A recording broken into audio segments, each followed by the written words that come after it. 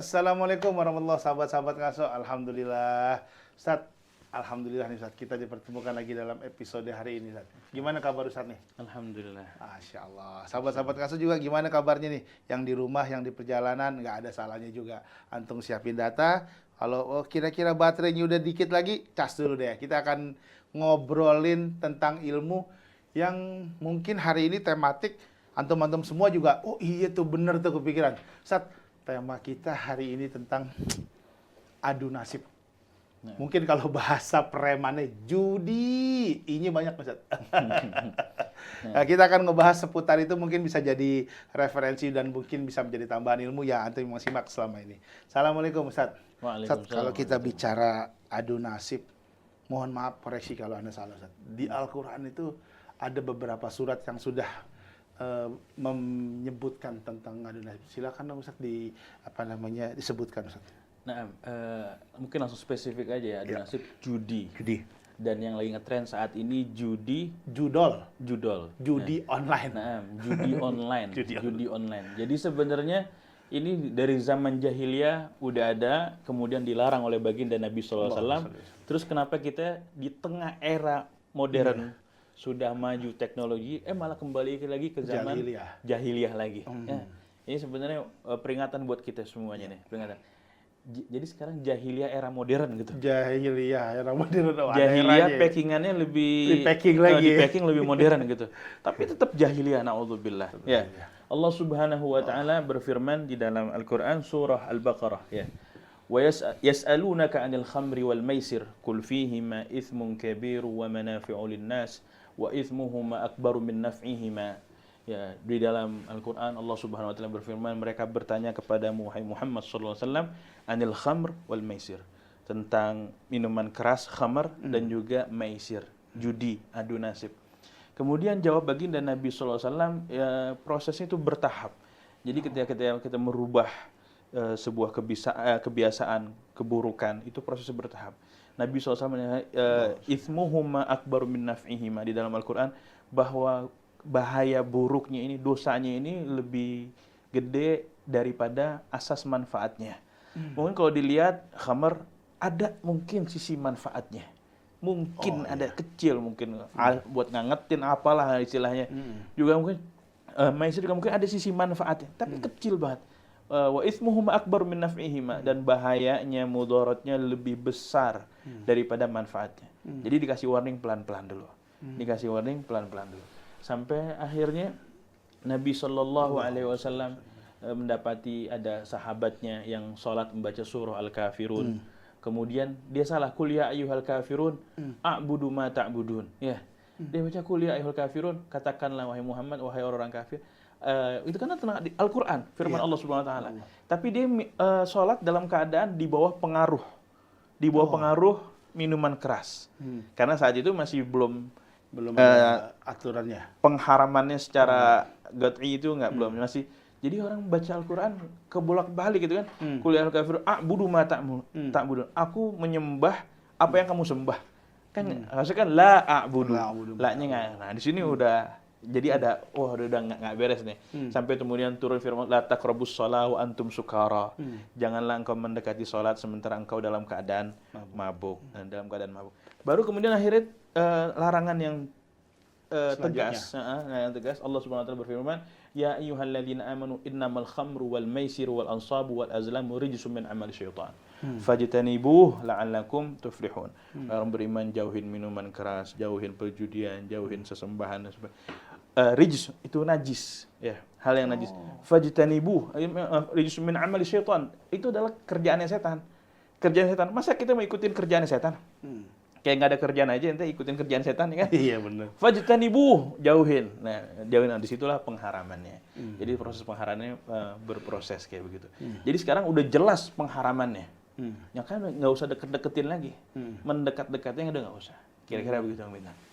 Jadi itulah tadi dari makna Al-Qur'annya untuk tentang ayat-ayat yang mengandung judi. Ustaz, kalau kita bicara tentang judi, atau tadi kita bicara di bahasa halusnya adalah adu nasib Ustaz. Nah, kalau kita bicara secara korelasi ekonomi nih Ustaz. ya. Ini kita bicaranya korelasi ekonomi kan ya. Itu kan artinya kan bawa untung bagi si pelaku. Nah, kalau kita secara harfiah atau umum, di mana sisi haramnya? Karena kan, mohon maaf nih Ustadz, anak-anak netizen sekarang bahasanya gini, duit gue, yang main gue, gitu kan. Kalau kalah gue yang rugi, gitu kan. Di mana haramnya gitu? Gimana Ustadz pandangan? Nah, yang pertama kita ketika Muslim Islam harus tunduk dan patuh. Tunduk dan patuh terhadap aturannya Allah Subhanahu wa taala. Kita ini dikasih fasilitas oleh Allah Subhanahu wa taala. Silahkan manfaatkan. Ada yang diperintah, ada yang dilarang. Terus ketika itu dilarang, ya udah terima. Terima. Yang pertama kita mesti patuh, terima. Dan pengharaman khamar, pengharaman judi, ini adalah suatu hal yang bisa dibilang udah disepakati, jelas hukumnya tersebut. Orang yang mengingkarinya bahkan bisa kafir. Oh bilang mabok minum keras halal, bisa jadi kafir. Judi halal, bisa jadi kafir deh. Karena udah jelas di dalam Al-Qur'an. Nah, jadi di mana jadi yang pertama itu kenapa sih kan itu? Iya, karena kan banyak orang yang sempat nggak terima, mengklaim bahwa ini kan ya gue gitu kan, yang main gitu. Seolah-olah seperti. Maka yang pertama harus pahamin dia hidup di bawah aturannya Allah Subhanahu wa taala. Berarti menjunjung tinggi nilai ketakwaan. Nah, takwa pada Allah Subhanahu wa taala. Kemudian yang kedua, Allah Subhanahu wa taala juga berfirman di dalam Al-Qur'an, "Innama yuridu syaitan ayyuqi'a bainakumul adawata wal baghdha fil khamri wal maisir wa yasuddakum an dzikrillahi wa anis shalah fahal antum muntahun." Sesungguhnya keinginan setan ialah untuk menjerumuskan kamu saling bermusuhan, saling benci karena ulah dari mabok dan juga perjudian. Masya Allah. Dan sebenarnya waqibat ya kalau kita lihat berapa banyak orang yang setelah mabok akhirnya timbul kriminalitas. Ya, faktanya gitu. Ya, itu mabok kemudian dia mungkin berbuat ini. Ini. Setelah judi biasanya ada kriminalitas lagi coba. Ya, orang karena kalah mau main nanti akhirnya pinjol. Ya, nah, pinjolnya dia udah itu lingkaran iblis lah itu maksudnya. Udah dia kalah, duit nggak ada, pinjolnya lagi ribanya naudzubillah. Ya. Nggak dapat pinjol, akhir dia dinyolong. Mencuri. Ya. Atau kalau nggak ada yang nyolong, hak bininya diambil. Jatah bininya diambil, jatah anaknya diambil, jatah orang tuanya diambil. Bahkan bukan cuma jatahnya, punyanya orang tuanya, punyanya diambil. Akhirnya jadi berantem rumah tangga. Ya. Berapa banyak kita mendengar di pemberitaan, ini ada yang dibunuh gara-gara judi online. Ya. Gara-gara dia tersangkut utang. Ya. Utangnya itu karena main judi. Ya. Dia bunuh. Bahkan bisa jadi dia sampai potensi untuk bunuh dirinya tuh tinggi. Iya, karena nggak punya harapan lagi. Iya, dia bisa merubah dari yang bergelimpah hartanya banyak sampai benar-benar dia minus. Bisa itu terjadi kan dengan judi. Jadi emang di sini jerumusnya setan, dia menginginkan adanya permusuhan, yang adawah, baghdha, saling benci fil khamri wal maisir. Jalurnya lewat minuman keras dan juga perjudian. Dan yang lebih ngenesnya lagi, wa yasuddakum an dzikrillah, dan menghalangi kalian dari mengingat Allah Subhanahu wa taala. Oh, ya terlena. Nah, an dzikrillah wa anis shalah, dan juga dari salat. Orang mabok nggak ingat Allah. Ya, orang mabok dia nggak ingat salat. Orang judi juga demikian. Ya, orang judi juga demikian, dia nggak ingat Allah. Dalam salatnya dia mikir, biar gue untung, ya, biar gue menang. Aneh nggak pernah paham ya itu gimana sampai teknis permainannya. Pikirannya di situ ya. Nah, pikirannya biar untung, hoki apa nama isinya kalau menang tuh. Ya mungkin Aneh juga nggak pernah tahu ya, tapi paling nggak mungkin harapannya menang. Gitu. Nah, iya, jadi akhirnya kecanduan dengan harapan palsu.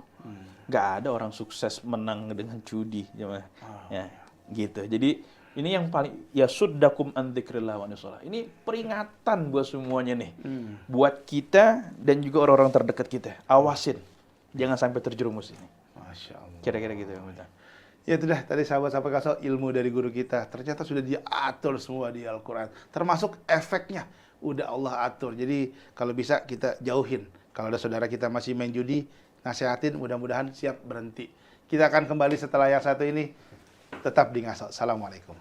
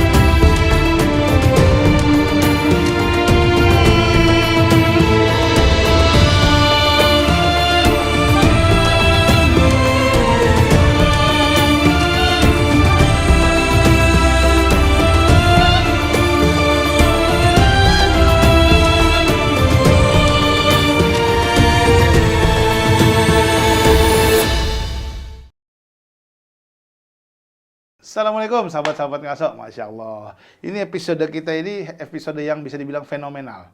Ustaz, kadang-kadang tadi kalau Ustaz bilang katanya bahasa sekarang ini judol. Kadang, mohon maaf ya, sahabat-sahabat ngaso mungkin di rumah juga hampir sama nih.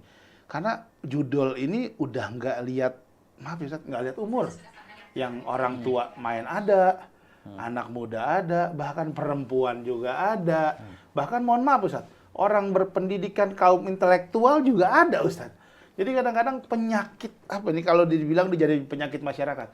Karena kan sekarang alhamdulillah pemerintah juga sudah membatasi beberapa judi-judi online itu. Nah Ustaz, Anda mau tanya nih Ustaz, dari sisi agamanya Ustaz ya. Sebenarnya mohon maaf nih Ustaz, banyak orang yang beranggapan bagaimana sih kalau sedekah itu dari hasil judi. Ya Allah, ya nah. Sedekah dari uang haram, dari judi, dari mencuri, dari korupsi, itu sama halnya kayak orang wudu pakai air kencing. Ya Allah. Apa jadinya wudu pakai air kencing? Dia niatnya mau bersuci, mau berwudu biar bersih, tapi bersih-bersihnya pakai air kencing. Nggak akan tercapai maksud tujuan dari berwudu bersucinya. Orang bersedekah nggak akan tercapai dengan lewat dari hasil judi, dari hasil mencuri kayak gitu. Jadi nggak akan tercapai. Ya haram nggak boleh. Ya. Apa orang main judi dia baca Bismillahirrahmanirrahim dulu. Wah, kalau dia tahu Bismillahirrahmanirrahim ini dan dia pakai buat main judi, maka dia masuk tala'ub biddin, main-mainin agama. Main kayak dulu kan ada Pak Haji, anaknya main judi. Astagfirullahaladzim, tapi menang Pak Haji. Alhamdulillah. Iya. Ya, hal kayak itu kan guyonan dulu kayak gitu. Lah haram kayak begitu. Nggak boleh. Ya, jadi mainin agama kayak gitu. Dia baca basmalah, dia minta doa kayak gitu. Hasilnya nanti buat anak yatim, hasilnya nanti buat sedekah di masjid, hasilnya nanti buat nolong fakir miskin. Nggak usah nolong fakir miskin, tolongin diri ente dulu. Ente dalam keadaan bahaya, lagi terkena perjudian, gitu. Kadang-kadang mungkin Ustaz, Anda mau minta tanggapan Ustaz. Kadang-kadang orang mungkin menggantungkan nasibnya gitu kan. Duh, doain dong nih, gue lagi ini nih, lagi ngadu nasib nih. Ya kalau tembus, insya Allah gue bangun deh 3 lantai ke atas gitu. Bagaimana tanggapan Ustaz dari perspektifnya sendiri? Nah, tadi yang disampaikan nggak benar, nggak dibenarkan. Ente al-jud bil maujud, silahkan menjadi orang dermawan sesuai dengan kemampuannya. Ente nggak mampu bangun 3 tingkat, rezeki ente nggak sampai segitu. Ya udah bangun kayak 1 sak semen dari uang halal jauh lebih baik daripada 3 dak bangunan dari uang yang haram. Gitu. Berarti nggak dibenarkan sama sekali nggak dibenarkan. Masya Allah. Tuh sahabat-sahabat ngaso tuh jauhin deh judi deh, banyak mudorotnya. Ustaz, ini masih berkorelasi dengan judi nih, Ustaz. Nih aneh dari netizen nih, Ustaz, dari jamaah juga. Dia nanya gini, Bang, ini pertanyaan ke Ustaz, gimana kalau misalkan ana main taruhan, tapi nggak ada uangnya? Tapi mohon maaf nih Ustaz, aneh nggak bilang itu judi, tapi nanti silakan Ustaz bilang, jawab dengan ilmu. Kadang-kadang gini, contohnya gitu loh. Misalkan kayak sekarang kan lagi fenomena bola nih Ustaz ya. Mungkin Ustaz juga sering nonton juga. Besok kalau dia menang, lo gue traktir makan. Kan nggak ada nilai uang Ustaz. Karena kan kalau kita bicara judi kan ada uang di situ kan. Itu apakah termasuk dalam judi juga atau gimana Ustaz? Enggak, kalau misalnya cuma aneh nadarin. Aneh nadarin. Kalau misalnya menang, aneh bakalan sedekah. Boleh-boleh aja. Ya, kalau misalnya menang, misalnya taruhlah timnas Indonesia menang, aneh bakalan sedekah. Tapi kalau misalnya dia ya sampai narok begitu nanti dapat keuntungan dari itu nggak boleh. Jadi narok gitu kayak taruhan lu taruhan kalau dia begini, gitu, itu nggak boleh. Tapi kalau misalnya dia buat diri sendiri, aneh bakalan sedekah. Kalau misalnya Indonesia menang, maka boleh-boleh aja kayak gitu. Tidak ada nilai nilai taruhan yang konkret gitu maksudnya kan? Betul. Berarti kalau itu masih boleh-boleh aja. Berarti itu jatuhnya lebih ke nazar ya Ustaz ya? Ya, kalau diniatin nazar, jatuhnya nazar. Dalam hati harus niat ya? Dalam hati dia dalam hati mengikrarkan kalau Indonesia menang, misalnya timnas Indonesia menang nih, gue bakalan traktir. Ya, gue bakalan ini. Ya, bukan diadu. Kalau kalah begini nanti wah, enggak. gitu. Mengadu nasib kan kalau gitu. Kalau ini kan nggak cuma menyerahkan semua pada Allah Subhanahu wa taala, dan kalau menang bentuk syukurnya dia bakalan sedekah kayak gitu. Boleh aja kayak gitu. Nah, sekarang kalau misalkan bentuknya bukan uang tapi barang, itu apakah judi juga, Ustaz? Misalkan contohnya nih, besok ada sesuatu yang yang diadu lah gitu. Terus ya kalau gue kalah, tanah gue yang di sini buat lo gitu. Kalau gue menang, tanah lo yang di sini buat gue. Nah, itu nggak boleh. Tapi bukan bentuk uang, bentuk barang. Sama halnya. Tetap nilai judi. Kan tanah itu juga bernilai uang. Taruhlah bukan tanah gitu atau barang yang lain, tetap, Ustaz. Bernilai uang, sama itu mengadu nasib mendapatkan keuntungan dari hal-hal seperti itu. Oh, kan harusnya ada satu yang kesel dirugiin. Iya. Kesel kan, mangkel kan. Beda dengan yang pertama, ketika misalnya diniatin, kalau menang gue bakalan sedekah. Ya nggak ada yang dirugiin kan. Tapi kalau misalnya jatah lu, tanah lu buat gua, mangkel nggak ketika kalah? Iya. Akan menimbulkan adawah, permusuhan, akan menimbulkan saling benci di situ. Itu yang dilarang. Kira-kira gitu. Sahabat-sahabat ngaso, itulah pentingnya kita tadi ngaji, dan alhamdulillah ada ngaji sore, kita dapat ilmu. Satu lagi ilmu tentang yang paling fenomenal, judi online. Aduh Allah, jauhi anak majelis taklim ya Ustaz ya. Malu kalau kita masih main gituan. Dan mohon maaf kalau lingkungan kita ada yang kayak gitu, kalau nggak bisa dibilangin, doain. Kalau nggak bisa doain, jauhin. Kita akan kembali setelah yang satu ini, tetap di Ngaso. Assalamualaikum.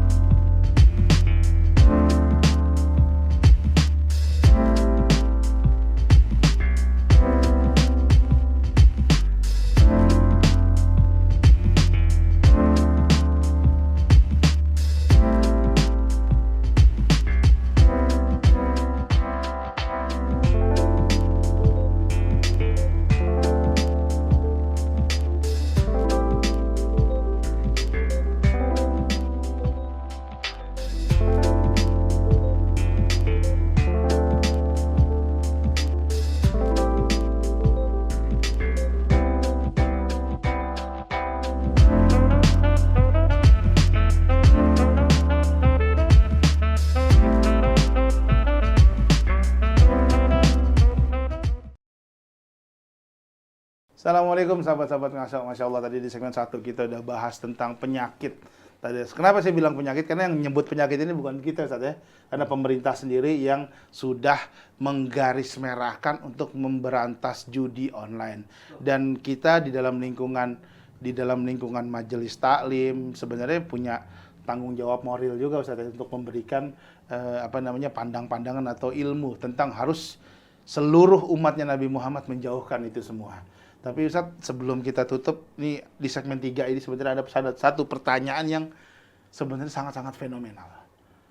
Fenomenalnya itu sangat-sangat luas dan harfiah. Silakan Ustaz jawab dulu, Ustaz. Ustaz, pendapat Ustaz tentang generasi sekarang yang suka instan dalam mengejar sesuatu. Karena menurut Anda judi ini juga jalan salah satu yang instan. Gimana Ustaz, menurut Ustaz, pendapat Ustaz? Jadi emang sekarang di era orang udah bisa menampilkan keberhasilannya. Ya. Di tayangan YouTube-nya, di tayangan sosial medianya dan sebagainya.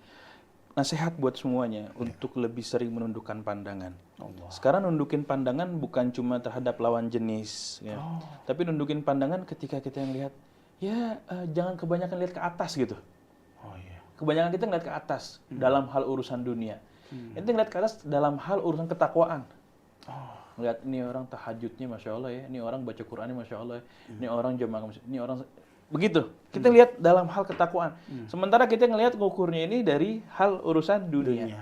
Lihat ketakwaan, sementara dia ngukur dirinya sendiri.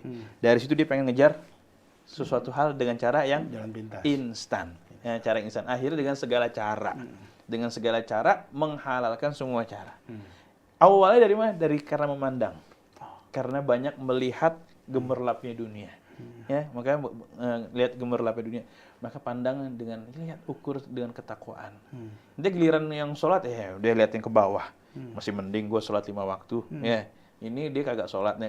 Jadi harus dibalik gitu cara pandangnya. Jadi itu tahapan pertamanya untuk menghindari jaga pandangan, jangan melihat orang dari sisi dunia ke atas aja. Itu Bang Bintang sih. Ada nggak sih hadis Nabi tentang orang yang mungkin kita contohnya berdua gitu ya, kok dia lebih sukses. Karena kan ini bisa memacu kecemburuan gitu loh. Sholat sama, ikhtiar sama, kok mohon maaf hasil banyakkan dia. Udah deh gue pilih jalan yang ini aja deh. Karena jalan ini secara ini lebih menjanjikan. Gimana Ustaz melihat itu? Atau ada hadis Nabi yang tentang mengingatkan itu Ustaz? Itu balik lagi pada hak prerogatifnya Allah Subhanahu wa Ta'ala dalam memberikan rezeki. Ada orang usahanya sama-sama jualan ayam, tapi rezekinya beda. Ya, rezekinya beda, ya udah terima ente. Ya, ente nggak bisa kok gue lewat jalur yang sama, nempuh latihan yang sama, kok dia lebih ini sama. Ya terima di situ ente ketika sudah mengikrarkan raditu billahi robba. Aku ridho Allah sebagai Tuhanku. Tuhan yang ngatur semuanya. Tuhan yang ngatur semua, termasuk urusan apa semuanya itu Allah Subhanahu wa Ta'ala yang ngatur. Maaf Ustaz, termasuk urusan perut. Nah, urusan perut. Nah, rezeki orang itu selagi masih hidup pasti ada rezekinya. Makanya kalau suka dibilang kalau orang udah sakaratul maut, ya coba dimasukin air, kadang dikeluarin lagi. Rezekinya udah habis, nggak ada yang masuk lagi ke mulutnya. Gitu. Ya seperti itu. Jadi tenang aja. Ya kalau kita menyerahkan jalan tenang sama orang kaya, jalan ke Bandung sama orang kaya, bos kita tenang, masa kita nggak bisa tenang dengan yang kita udah dijamin sama Tuhan yang Maha Kaya. Harusnya hidup kita bisa lebih tenang lagi. Gitu. Masya Allah. Jadi apa pesan yang kita bisa syukuri Ustaz? Karena kan mungkin sebagian penonton ini adalah jamaah majelis Rasulullah. Kira-kira pesan apa yang mungkin teman-teman semua juga bisa menjadikan satu pegangan, gimana caranya kita satu jauhi judi online itu udah pasti. Tapi kira-kira apalagi satu semangat yang bisa diberikan Ustaz? Barengin itu semuanya dengan bahwa hidup kita merasa bahwa hidup kita ini di bawah pantauannya Allah Subhanahu wa Ta'ala, dijamin oleh Allah Subhanahu wa Ta'ala, dan senantiasa hadir majlis. Yang ngingetin kita pada Allah Subhanahu wa Ta'ala, balik lagi pada Rasulullah SAW, punya masa hadir, balik lagi kepada di hadir majlis, balik pada Allah, balik pada Rasulullah SAW, dan juga kita cek dengan sekeliling kita, cek sekeliling kita. Kata Allah Subhanahu wa Ta'ala, ku anfusakum wa ahlikum nara, jaga diri kalian dan keluarga kalian dari panasnya api neraka.